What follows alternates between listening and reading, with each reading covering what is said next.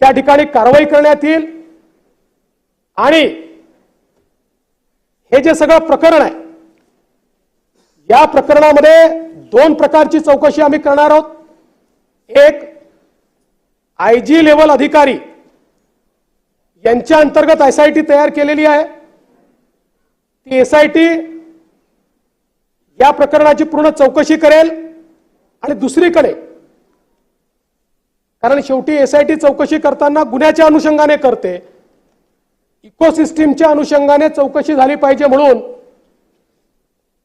न्यायालयीन चौकशी देखील या संपूर्ण प्रकरणाची या ठिकाणी केली जाईल. टाइमलाईन आपण साधारणपणे 3 ते 6 महिन्यात पूर्ण करू. 3 ते 6 महिन्यात. आणि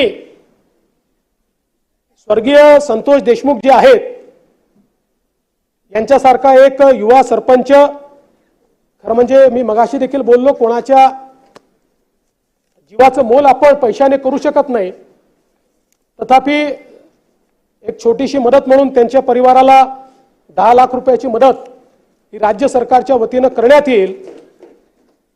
आणि या संपूर्ण प्रकरणाची गंभीरता आणि त्यासोबत या ठिकाणी जी प्रकरणं बाहेर येत आहेत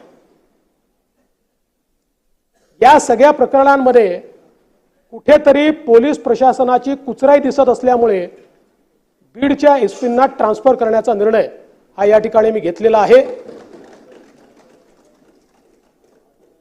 महाजनांचा जो विषय पाटीलला तो ऑलरेडी आपण सस्पेंड केलाय, पण महाजनांच्या संदर्भात